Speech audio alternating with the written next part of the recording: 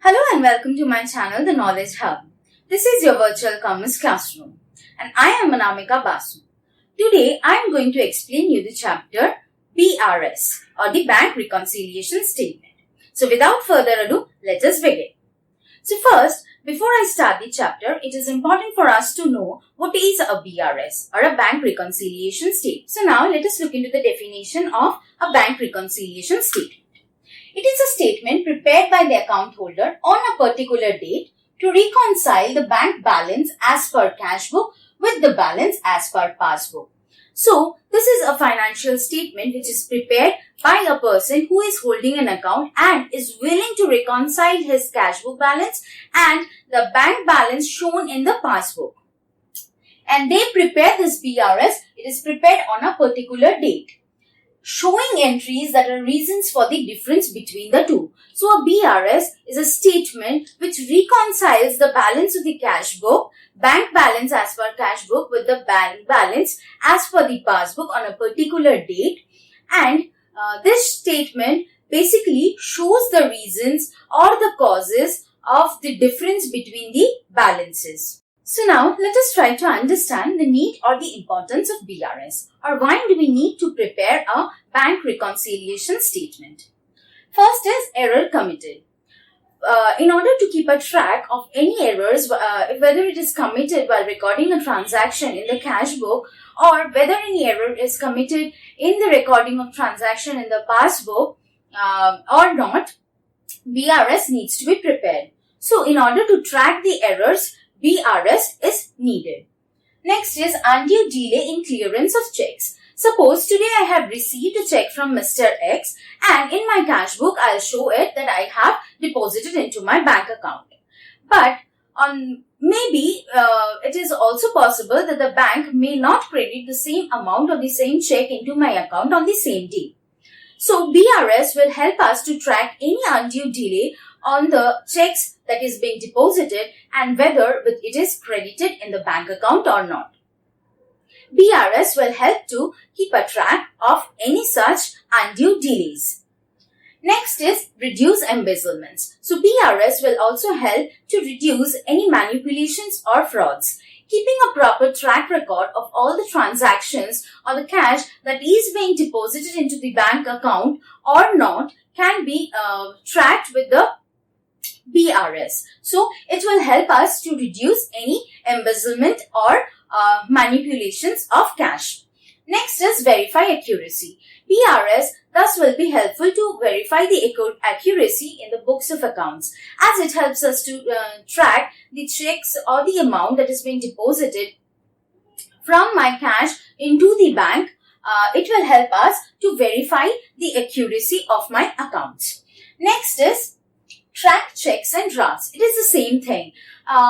If I have, suppose I have received a check and I have deposited into my bank. In my cash book, definitely it will show that I have deposited my checks into the bank. But if I look into my passbook, definitely my bank balance may or may not be updated or credited on the same day. So BRS or preparation of BRS will help us to track any details of the check or drafts that have been drawn from our account or have been deposited into our account. Next is actual bank balance. So BRS also helps us to determine the actual bank balance or the amount which is already credited into my account. So now in BRS we need to understand the two types. One is the favorable and the other is the unfavorable. So favorable balance is nothing but the positive balance and unfavorable means the negative or the overdraft balance. Now, favorable balance for cash book is debit balance and for passbook it is credit balance. And for unfavorable balance as per cash book, if it is credit, it is unfavorable, and if the passbook balance is debit, it is unfavorable. So now this was all about the theory part. Now we will move into the practical sums of favorable and unfavorable balances. So before we begin with our practical problems, we need to understand the format of the bank reconciliation statement, or in the way we are going to record the transactions or the errors that we need to identify that are the causes for the discrepancies between the bank balance as per cash book and the bank balance as per passbook. So it begins with the heading Bank Reconciliation Statement. Below it we are writing as on. If you remember the definition of the BRS, we prepare it on a particular date. So the date on which the BRS is prepared will be written after as on. After that, let us get into the table. Here, we are preparing the table or the format with three columns. On the left hand side, it is the particulars. On the right hand side, there are two amount columns. One is the inner column where we are going to calculate and put our balances on the outer column. And the other is the outer column balances which we are going to add or deduct and find our final balance. So now in the particulars, we are going to start it with bank balance as per cash book or passbook, whichever will be given to in our sum. Now, if we begin with the bank balance as per cash book, we are going to end our problem with the bank balance as per passbook. Now, if you remember, we prepare the bank reconciliation statement in order to reconcile our cash book balance with our passbook balance. One thing to notice, we are reconciling only the bank balance or the balance in the bank column of the cash book with the bank balance that will be given in our passbook. Now, if we begin the sum with bank balance as per passbook, we are going to reach the bank balance as per cash book at the end of our sum. Now, in between what we do, after writing the balance, I have added two separate sections. One is for add and one is for less. Here, all the transactions are written that are the causes for the discrepancies between the two balances. That is the balance between the cash book and the balance between the passbook. So now, this is all about the format. Now let us begin with the practical problems. So now once we have understood the format of the bank reconciliation statement, let us move into a practical problem. My question reads, cash book shows a balance of 12,500. Nothing else is mentioned about it, whether it is favorable or unfavorable. Whenever such kind of problems will be given to us, we are going to consider the balance as favorable always. So, we already know for cash book the favorable balance is debit. So, after I have drawn up the format, I have written bank balance as per cash book debit 12,500. Next, the question reads, on comparing the cash book and the passbook, the following discrepancies were noted. So, all these were the reasons or causes for which the cash book balance was not tallying with my passbook balance.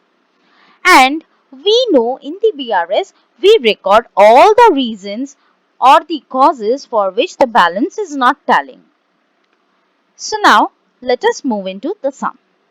Our first transaction mentions that checks issued but not presented for payment. Checks issued means I am drawing a check and I am presenting it to someone. So that means when I am drawing a check, that means in my cash book I am going to show that I have drawn a check and my balance will go down. I have issued it, I have given it to someone, so my cash book balance went down. Now, in the statement it reads, or the transaction reads, but not yet presented for payment. So that means I have issued a check for which my cash book balance is reduced, but it was not presented into my bank, hence it shows no effect. Now, my cash book balance is reduced, but my passbook balance, there was no effect. Now, as I am doing my sum from cash book balance and I want to reach my passbook balance, what I need to do? I need to reverse this. I have reduced my cash book. Now I need to add it up to reach my passbook since there was no effect on passbook. So, when I need to reverse it, I need to move up. So, moving up is adding. So here, the first transaction, that is number 1, I have written checks issued but not presented for an amount of rupees 6,000. Now let us look into the next transaction. Checks deposited into the bank but not collected. That means I have deposited some checks into my bank account. Now if I did not receive a check, how will I deposit it? That means I have received a check first, after that only I have deposited into my bank. So when I have received a check, I might have or I have recorded in my cash book. When I have received, so my cash book balance have moved up, but it was not collected by the bank yet. So there was no effect on my passbook. The balance remained where it was, but I have recorded the checks in my cash book as received and have increased my balance. So now I am doing the problem where I want to reach my passbook balance from my cash book. So I have moved up or I have increased my balance in cash book. So now I need to reduce it or reverse this reaction. So now in order to reach my passbook balance from my cash book, I am reducing the balance. So reducing is deducting. So below less I have written checks deposited but not collected rupees 9,000. Now let us look into the third transaction. Bank paid insurance premium. That means the bank has directly made a payment for the insurance, which the cash book is unaware about. So that means when a payment was made directly by the bank, that means my passbook balance have moved down and there was no such record of it in my cash book. But I have reduced my passbook. Now I am doing the problem from cash book to my passbook. Now what do I need to do? I need to reduce my balance to reach my passbook because there was no effect in my cash book shown. Now my passbook has moved down. So in order to reach my passbook, I need to move my cash book balance towards my passbook. So I am reducing it. Reducing is deducting. So here under less I have written bank paid insurance premium rupees 5,000. Now let us look into the next transaction. Bank charges rupees 300. So that means bank has deducted an amount. Bank charges means bank has deducted some amount for its services. So that means my passbook balance has reduced, which my cash book has no information about. My passbook has reduced and my cash book was not aware of it as bank has deducted the charges. So my passbook went down. Now I am doing my sum from cash book to my passbook. So I need to move my cash book balance towards my passbook balance. My cash book had no effect. So now I need to move it towards my passbook. So my passbook went down. So my cash book also needs to move down.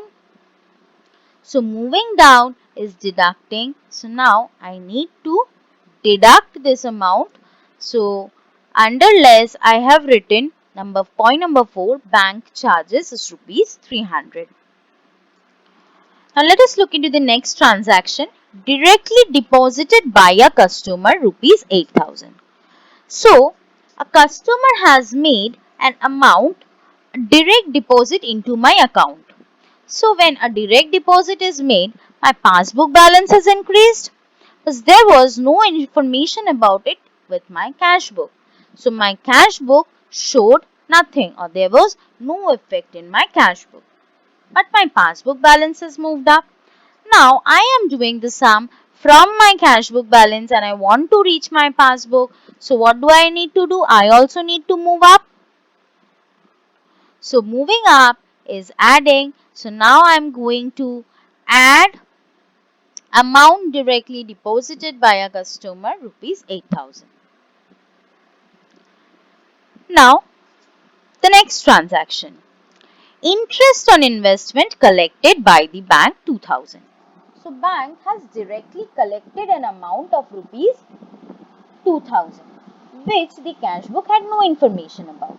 So the cash book has already moved up. But in my cash book there was no transaction recorded. Now my passbook has moved up. I am doing my sum or solving my problem from my cash book and I want to reach my passbook. So what do I need to do? In order to reach my passbook balance, I also need to move up my cash book balance. So moving up is adding. So now I have added rupees 2000 as interest on investment collected by the bank. Now the last transaction, cash discount allowed of rupees 200 was recorded in the debit side of the bank column. So I have allowed a discount and what I have done, I have debited it. Debited means increased it. So my cash book has moved up. But this transaction was only recorded in my cash book, so that means my passbook did not show any effect. The balance was just lying there. So from my cash book, I am doing the sum and I want to reach my passbook. So what do I need to do? Now I need to move down. Moving down is deducting. So now I have reduced my balance, that is cash discount debited in bank column rupees 200.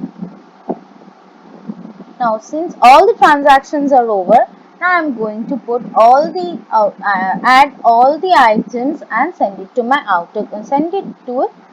outer column.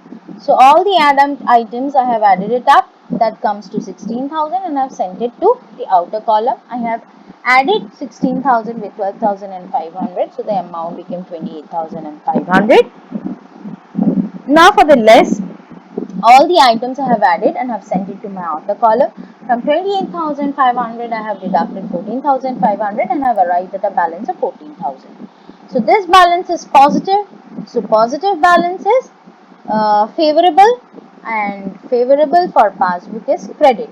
So bank balance as per passbook credit is 14,000. Thank you for watching my video. Do not forget to click on like, share and subscribe and share this video with your friends. Please click on the bell icon to receive any notifications about my latest updates and videos. Thank you.